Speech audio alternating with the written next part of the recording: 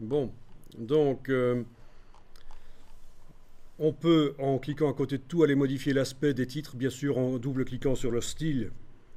Titre de premier niveau, je vais changer la couleur, je vais changer la police de caractère, etc. Voilà. Donc c'est comme ça qu'on va fonctionner. Si on veut modifier l'aspect du document, on va y aller par par les styles, les styles.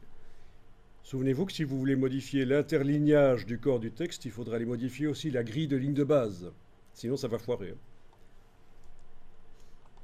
Là, je double-clique sur corps du texte et je me dis, tiens, je vais aller modifier l'interlignage. Je passe à 20 points. Vous voyez ce qui se passe? Ben oui, si je mets 20 points d'interlignage pour le corps du texte, il est censé coller sur une grille qui est à 19. Donc ça ne peut pas le faire. Et donc le texte se met sur une ligne sur deux. Une ligne sur deux dans ce cas-là. Donc typiquement, c'est ce qui arrive quand on n'a pas synchronisé la grille de ligne de base avec le corps du texte. Si je vais mettre la grille de ligne de base à 20 points, si c'est vraiment ce que je veux, 20 points d'interlignage pour le texte, ben là ça va marcher. Parce que là, j'ai synchronisé les deux. Voilà.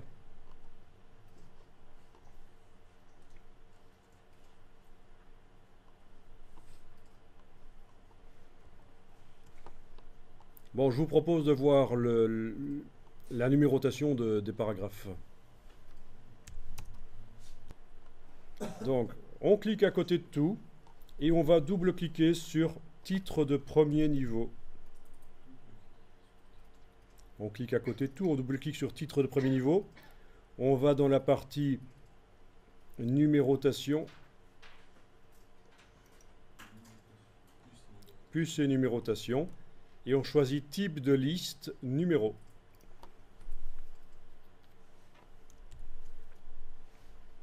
Je vais faire la version simple ici. Je ne vais pas en dire trop parce qu'on est pressé. Donc je clique sur OK et vous avez votre titre de premier niveau qui a été donc numéroté. Alors essayez un peu de mettre des titres de second niveau plus loin. Ok, là ça marche. Pas de problème.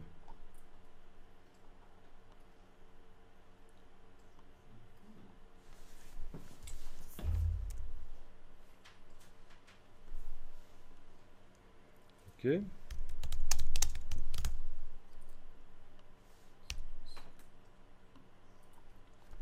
Ok, tout va bien.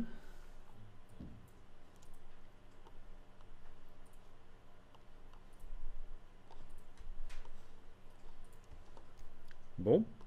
En n'ayant rien sélectionné, je clique à côté de tout. Je vais également mettre sur les titres de second niveau une numérotation.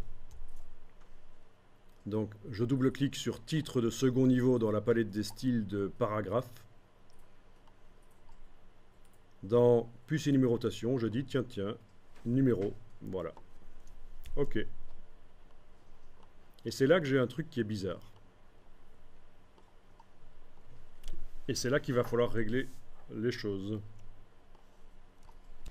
InDesign, c'est plein de pièges. Alors ce qui t'arrive, c'est ceci en fait. Non, ne fais rien. Regarde. Je vais créer le problème ici. Je clique à côté de tout, je double-clique sur titre de second niveau. Dans format de caractère de base, je vais augmenter la taille de la police. Et voilà. À un certain moment, il y a du texte qui va disparaître. On va y arriver. Ah, il ne veut pas le faire ici. Ah. Oui, un peu ça. Sur les pages suivantes.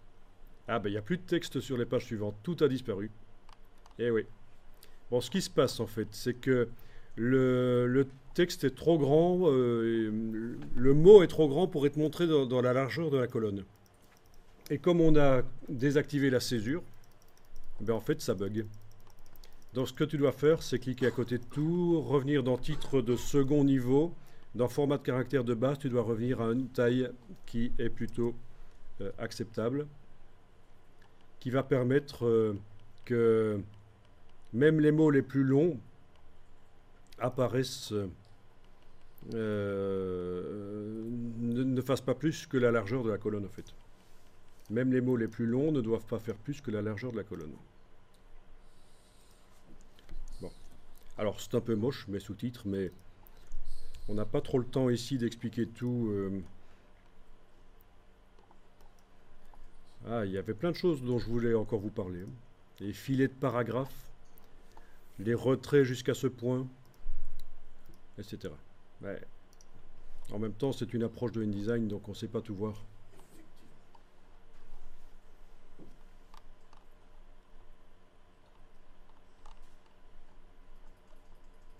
Bon, mais pour la numérotation, on va régler ça à la numérotation.